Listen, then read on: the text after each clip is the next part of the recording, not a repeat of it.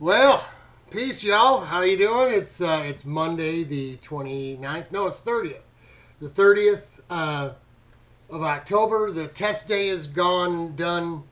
Um, we can move on, right? We're going to start turning our focus toward finishing up what we need to get finished up out in the shop here, and headed into winter, hunkered down out here on the farm. And getting things done over the winter, right? It was good to be back home out of the city, the riffraff, the traffic.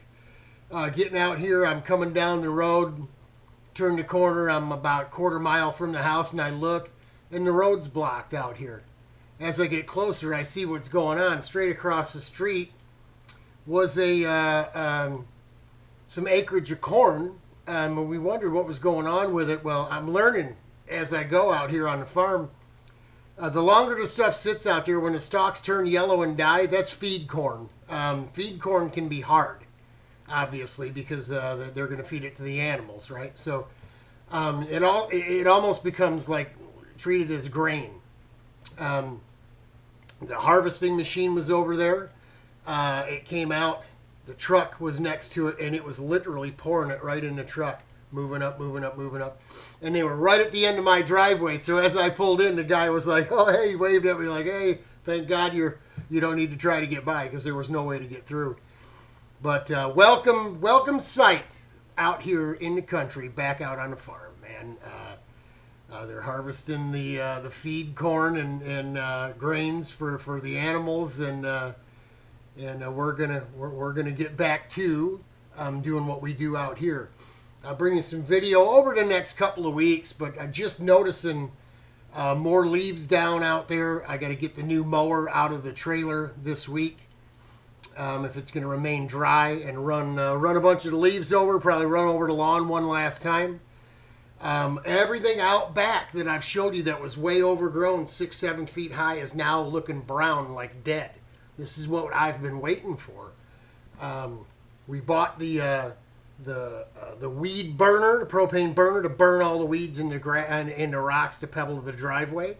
We bought the chainsaw you plug into the extension cord. We bought our own one of those to cut up the piles of wood out back to burn, because we're going to burn over the winter. We'll burn that stuff down, man, even if there's snow out there. But we've been waiting for this big tall stuff to die so we can run it down, mow it down, chop it down, however we got to do it. Whether it's with a shrub trimmer, right? You folks in the neighborhood know the thing with the bar on it, right? We need to trim this stuff down while it's dead, and we can stay on top of it as it starts to grow back in the spring. We want to be able to see our yard. Like I've said before, we want, I showed you where the creek is, but once I cut all that big stuff down, that keeps you from, then you'll be able to see exactly what we got going on here. We want to be able to see it all. We want to be able to look at it and see it. And the more big, high, tall weeds and grass you have, the more critters, the more ticks and bugs that you're going to have. And we don't mind cutting a little bit more grass. We want everything that we're paying for, we want to be able to use. So we've got that coming along. Obviously, we want to get all of our stuff from the garage in Roseville out here. Me and Cherri just really, she's, was settling down, cleaning and putting things away. Obviously, when I got home 2 in the afternoon, she's still in her jammies, and was just busting it, trying to get, everything that had been brought over by the sister-in-law, and the niece and nephew were here. They brought some stuff with them from the old house because they live next door to the old place, right? So they're just putting everything away and cleaning up and doing her thing, doing what women do when they're home on their own, right? Tearing it up, guys. You know what I mean. So, Glenda. So you know what I mean. We sat down and was just kind of chilling out a little bit. I had sore, stiff neck, from not being used to doing sit-up cart stuff, especially sit-up cart stuff that's fast, that throws G-force at you. I'm a lay-down guy, so I was used to laying down with a headrest and stuff, so... a little sore. Bicep muscles were very sore. Today, much, much better. Still Still feel like, like you went to the gym and you worked out and your muscles are sore. But the worst part, my back feels good. That's the important thing. That was the biggest bit of testing that I did. And we put in a lot of laps yesterday. We put in, on Saturday, we put in a lot of laps. I did two almost back to back. It took a little longer than just filling up a fuel tank in between runs. I would say probably no more than 30 minutes, 30 to 40 minutes between one full race length run and the last run of the day, which was another full half hour. That's a lot of time. That's a lot of time nonstop in a sprint cart. And before, I did two runs before that. So after lunch to the end of the day. So I got a lot of laps. I burned almost, including Joe's fuel, the rest of my fuel, a little bit extra that I brought. We went through almost 4 gallons of fuel, and I burned surely 2.5 full tanks on the cart just myself. So maybe more, maybe a little more. So super happy with how it all turned out. No, the cart didn't run exactly great, but that's not what we were doing. We were there to learn, again, just like we were at Pittsburgh, just there to learn what to do, how to drive these type of carts. And getting to Grattan on a track that I already knew, I was starting to pick it up, just like I kind of started picking up a couple different turns at Pittsburgh and struggling with some of the other stuff. Picked up a couple good turns at Grattan, important corners, and was getting better at the rest of it. So, super happy with how things went and how they turned out. Super excited about the future with our own cart. Getting a seat that fits us, what we would consider better, more comfortable. Steering wheel in a position that, to me, is more comfortable. Pedals in a position that are, again, more comfortable. So, everyone you ask that drives any kind of race car, go-kart, whatever, comfort is most important. If you're uncomfortable or not comfortable, you're going to use muscles and strain things that you're not used to. And for me, again, the back in great shape, man. Didn't need any patch. Chuck didn't have to put any patches on me. I didn't take the corn bag.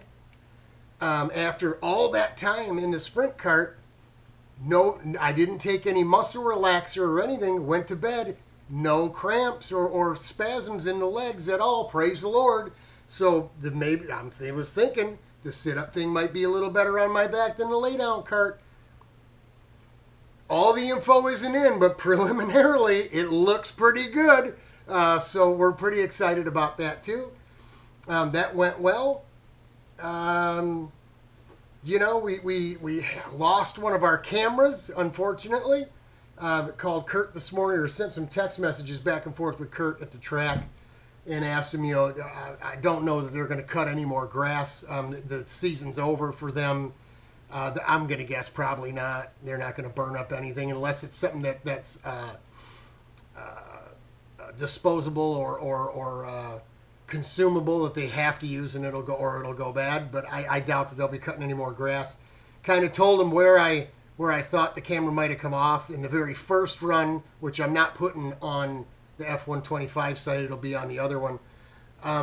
You can see the camera it's the first run. I got the white helmet on. The camera's tilted up right away from where I had angled it. I actually reach up and push it down forward. I should have taken that camera off because I had the camera on my helmet. I should have taken it off, and I didn't.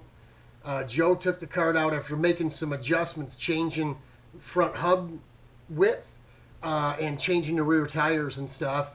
He took the cart out, and when he came back, the camera was gone. But I noticed that thing shaking. You could see it. I could see it shaking at Pittsburgh. You can see in the helmet camera video I had, you could see it shaking pretty violently. So it is what it is. If they can find it out there, I told them somewhere probably outside of turn 2 or outside of turn 9, which they call 10, maybe even up the hill a little bit, was the worst spots of the vibration of that NASA panel or driver panel. So we'll see. If they find it, cool. If they don't, whatever. I think I paid $25 a piece for these cameras on eBay a couple years ago. So we haven't really lost out on a whole bunch. So the one we were using on our helmet was the waterproof camera. This is the Hero 3 white. We lost the Hero 3 black, the one with the fisheye lens that makes me look real fat anyway. So, yeah, we got a plan. We're going to have to try to stick to it and get things done over here. As I mentioned, talking to Cherri, house, garage, yard, through first year, or at least 6 months. We got winter. Winter's going to kind of put the kibosh to almost everything. Other than burning some wood out in the snow, you're not going to want to be out in that cold, blowing snow and stuff. Building, a lean-to or something or anything. So everything kind of going to have to come to a screeching halt until the weather plays, along with us in the spring.